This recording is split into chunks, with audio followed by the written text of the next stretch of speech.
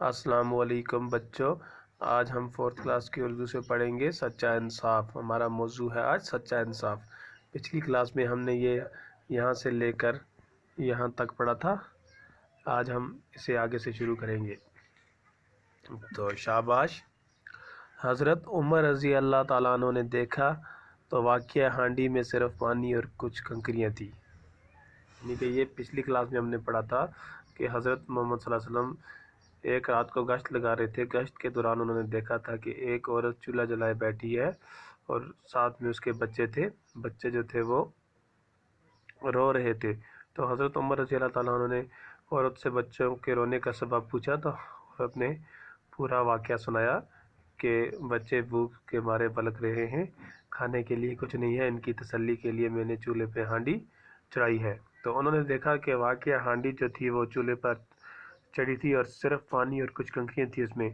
اس عورت کے پاس کھانے کو کچھ نہیں تھا، بچے بھوک سے بے حال ہو رہے تھے۔ ان کی تسلی کے لیے عورت نے چولہا جلا کر ہانڈی میں پانی اور کنکریاں ڈال دی تھی تاکہ بچے یہ سمجھیں کہ کھانا پک رہا ہے۔ تو عورت نے ہانڈی اس لیے چڑھائی تھی کہ وہ بچے اس کو دیکھ کر تسلی کر لیں کہ وہ یہ سمجھیں کہ کھانا پک رہا ہے، یہی سمجھتے سمجھتے ان کو نیند آ جائے۔ عورت بیوہ تھی، بچے یتیم تھے، گھر میں کمانے والا کوئی نہ تھا، ان کے گھر میں کمانے والا بھی کوئی نہیں تھا۔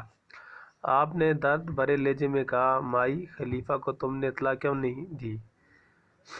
حضرت عمر رضی اللہ تعالیٰ نے کہا کہ تم نے خلیفہ کو کیوں نہیں خبر دی اس بارے میں؟ عورت نے جواب دیا، میرے اور عمر رضی اللہ تعالیٰ کے درمیان اللہ فیصلہ کرے گا، میں ان سے کیوں کہوں گی؟ ان کا فرض ہے کہ وہ اپنی رعایا کی خبر گیری کریں، اگر وہ اپنا فرض پورا نہیں کر سکتے تو ان کو خلیفہ بننے کا کیا حق ہے؟ تو اس بیوہ عورت نے جواب دیا کہ میرے اور عمر رضی اللہ تعالیٰ عنہ کے درمیان فیصلہ جو ہے وہ اللہ تعالیٰ کرے گا، میں ان سے نہیں کہوں گی، ان کا فرض ہے، بنتا ہے کہ وہ اپنی رعایا کی خبر گیری کریں اور اپنا فرض پورا کریں، اگر وہ نہیں کر سکتے تو ان کو خلیفہ بننے کا کوئی حق نہیں ہے۔ حضرت عمر رضی اللہ تعالیٰ عنہ پریشان ہو گئے، یہ سن کر وہ فوراً بیت المال پہنچے، آٹا، گھی اور کھجوریں لی، پیٹھ پر لاد کر چلنے لگے۔ تو آپ کے غلام نے کہا، امیر المومنین، آپ کیوں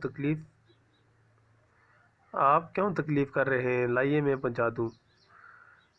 حضرت عمر رضی اللہ تعالیٰ عنہ یہ سن کر فوراً بیت المال پہنچے، وہاں سے انہوں نے آٹا، کھجوریں وغیرہ لی اور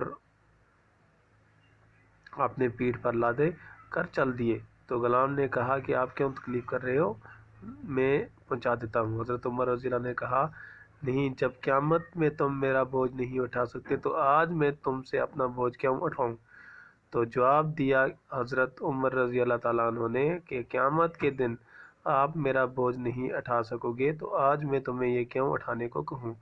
یہ کہہ کر آپ سارا سامان خود لے کر اس عورت کے پاس پہنچے، خود بیٹھ کر چولہا پھونکا، کھانا تیار کر کے بچوں کو پیٹ بھر کھلایا، بچے ہنسی خوشی سو گئے۔ تو یہ سارا کچھ کرنے کے بعد آپ ان کے پاس پہنچے، سارا سامان خود لایا، خود بیٹھ کر چولہا پھونکا، کھانا پکا کر بچوں کو کھلایا اور بچے جو تھے وہ خوشی خوشی سو گئے۔ چلتے وقت عورت نے کہا، اے رحم دل انسان، خلیفہ بننے کے لائق تو تم ہو، نہ کہ عمر رضی اللہ تعالیٰ عنہ۔ جب انہوں نے کھانا کھلا کر وہاں سے نکلے تو عورت نے کہا کہ اے رحم دل انسان، خلیفہ بننے کے لائق تو تم ہو، نہ کہ وہ حضرت عمر رضی اللہ تعالیٰ عنہ۔ حضرت عمر رضی اللہ تعالیٰ عنہ بولے، مائی معاف کرنا، عمر میں ہی ہوں، مجھ سے واقعہ کوتاہی ہوئی تھی۔ تو اس نے جواب دیا کہ میں ہی عمر رضی اللہ تعالیٰ عنہ ہوں، مجھ سے غلطی ہوئی تھی کہ اب تک آپ کی خبر نہ پوچھی۔ اس کے بعد حضرت عمر رضی اللہ تعالیٰ نے بیت المال سے عورت اور بچوں کا وظیفہ مقرر کر دیا، اور اس کے بعد حضرت عمر رضی اللہ تعالیٰ نے بیت المال سے اس عورت کے لیے اور بچوں کے لیے وظیفہ مقرر کر دیا۔ تو یہ تھا آپ کا سبق جو آج ہم نے مکمل کیا، سچا انصاف۔ کل ہم اس کے سوالات کریں گے، آپ گھر میں جا کے اس کو اچھی طرح سے اس کا مطالعہ کرنا اور اپنی پیج کاپی میں بھی لکھنا۔ شکریہ۔